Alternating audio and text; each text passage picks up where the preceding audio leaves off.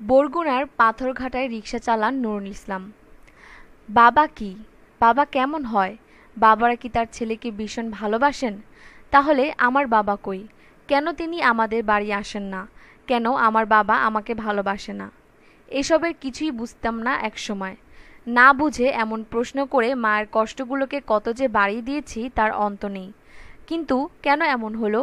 মাকে বিয়ে করে আমাকে জন্ম দিয়ে কেন আমাদের ফেলে রেখে পালিয়ে গেলেন বাবা? বরগুনার পাথরঘাটা উপজেলার একজন দরিদ্র রিকশাওয়ালা নুরুল ইসলামের প্রশ্ন এসব। গ্রীষ্মের খরতাপ কিংবা ভরা বর্ষা কোনো বিরাম নেই তার। ২০ বছরের বেশি সময় ধরে রিকশা চালিয়ে চলছে তার জীবন চাকা। অথচ তার জীবন এমন হওয়ার কথা ছিল না। নুরুল ইসলামের আছেন কোটিপতি বাবা। তার নাম মোহাম্মদ মুজাহার আলী শরীফ। তার বাড়ি পটুয়াখালীর বাউফল উপজেলার ইন্দ্রকুল গ্রামে। বর্তমানে তিনি মুন্সিগঞ্জের শ্রীনগর উপজেলার বেজগাঁও বিশ্ব রোড এলাকায় স্থায়ীভাবে বাস করছেন। সেখানে নিজস্ব বাড়ি রয়েছে তার। সোনালী ব্যাংক শ্রীনগর শাখার একজন কর্মকর্তা হিসেবে অবসর নিয়েছেন। সোনালী ব্যাংক শ্রীনগর শাখার ব্যবস্থাপক মোহাম্মদ আবুল কালাম আজাদ জানান, ২০০৫ সালে শ্রীনগর শাখা থেকে মুজাহার অবসরে যান। এরপর বাড়িঘর করে শ্রীনগরে স্থায়ীভাবে বাস করছেন। খোঁজ নিয়ে আরও জানা গেছে, মুজাহারের প্রথম স্ত্রী স্থানীয় একটি প্রাথমিক বিদ্যালয়ের প্রধান শিক্ষক। তার ২ মেয়ে সন্তান রয়েছে। তারা উচ্চশিক্ষিত। লেখাপড়া শেষ হওয়ার পর বাবা তাদের শিক্ষিত ও প্রতিষ্ঠিত পাত্রের কাছে বিয়ে দিয়েছেন। অথচ একটিবারের জন্য তিনি আর খোঁজ নেননি তার দ্বিতীয় স্ত্রী ও ছেলের। বাউফল উপজেলার ইন্দ্রকুল গ্রামে খোঁজ নিয়ে জানা গেছে, মুজাহারের নামে অনেক জমিজমা রয়েছে। সেসব জমি তার বড় মেয়ের স্বামী মামুন হাওলাদার দেখাশোনা করেন। বাউফলের সূর্যমণি ইউনিয়ন পরিষদের চেয়ারম্যান মোহাম্মদ আনোয়ার হোসেন বলেন, মুজাহার আমার পরিচিত। একসময় তিনি বরগুনার পাথরঘাটা উপজেলায় চাকরি করতেন। বর্তমানে মুন্সিগঞ্জের শ্রীনগর উপজেলায় স্থায়ীভাবে বাস করছেন। ২-৩ বছর পর তিনি একবার বাড়িতে বেড়াতে আসেন। তার বড় জামাতা মামুন হাওলাদার গত মেয়াদে সূর্যমণি ইউপির একজন সদস্য ছিলেন। খোঁজ নিয়ে আরও জানা গেছে, ১৯৭৮ সালের দিকে বরগুনার পাথরঘাটা উপজেলায় বাংলাদেশ কৃষি উন্নয়ন কর্পোরেশনের অধীনে একজন স্টোর কিপার হিসেবে চাকরি শুরু করেন মুজাহার। তখন তিনি প্রথম স্ত্রীর তথ্য গোপন করে পাথরঘাটা উপজেলার খাড়াকান্দা গ্রামে দরিদ্র কৃষক আব্দুল গনি হাওলাদারের মেয়ে আনোয়ারা বেগম ওরফে বকফুল বিবির সঙ্গে প্রেমের সম্পর্ক গড়ে তোলেন। এক পর্যায়ে আনোয়ারা সন্তান সম্ভাবনা হন। স্থানীয় গণ্যমান্য ব্যক্তি এবং পাথরঘাটা উপজেলা প্রশাসনের ঊর্ধ্বতন কর্মকর্তাদের মধ্যস্থতায় বিয়ে হয় দুজনের।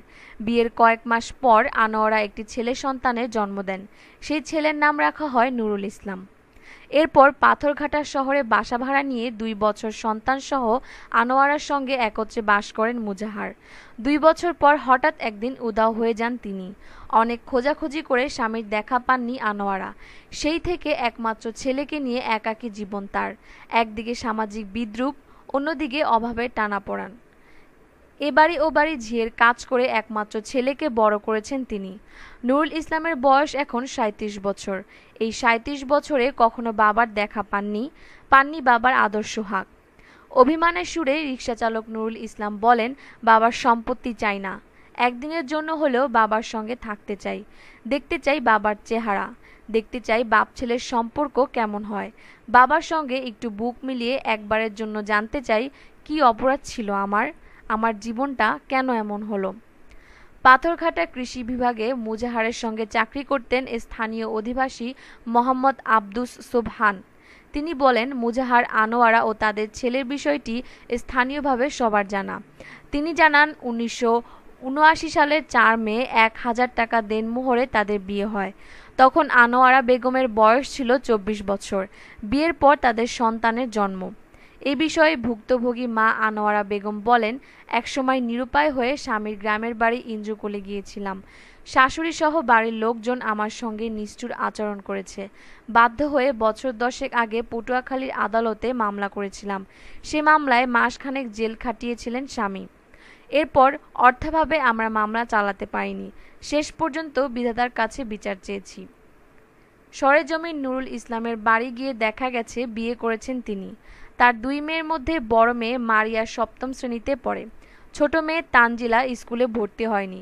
রিকশা চালিয়ে যে 2 পয়সা রোজগার তা দিয়েই চলছে স্ত্রী, সন্তান, মা সহ 5 জনের ভরণ-পোষণ। পাথরঘাটা সদর ইউপি চেয়ারম্যান মোহাম্মদ আসাদুজ্জামান বলেন, মুজাহার যা করেছেন তা প্রতারণা ছাড়া আর কিছু নয়। আনোয়ারার জীবন তো শেষ হয়েই গেছে, এখন ছেলেটা যাতে পৈতৃক পরিচয় সহ তার যাবতীয় অধিকার ফিরে পেতে পারে সে বিষয়ে সবার সহযোগিতা করা উচিত। পাথরঘাটা উপজেলা পরিষদের সাবেক ভাইস চেয়ারম্যান মরিয়ম চৌধুরী জেবু বলেন, আনোয়ারা ও তার ছেলের বিষয়টি রাষ্ট্রের সংশ্লিষ্ট দপ্তরে দেখা উচিত। এ বিষয়ে কথা বলার জন্য অভিযুক্ত মুজাহার আলী শরীফের মুঠোফোনে কল করলে তিনি রং নাম্বার বলে সংযোগ কেটে দেন। বরগুনা 2 আসনের সাবেক সংসদ সদস্য গোলাম সারোয়ার হিরু বলেন, মানবিক কারণে বছর 10 আগে আমি নুরুল ইসলামকে সঙ্গে নিয়ে মুন্সিগঞ্জে মুজাহারের বাড়িতে গিয়েছিলাম। মুজাহারকে সন্তান মেনে নেওয়ার বিষয়ে অনেক বুঝিয়েছি, কিন্তু তিনি তা শোনেননি।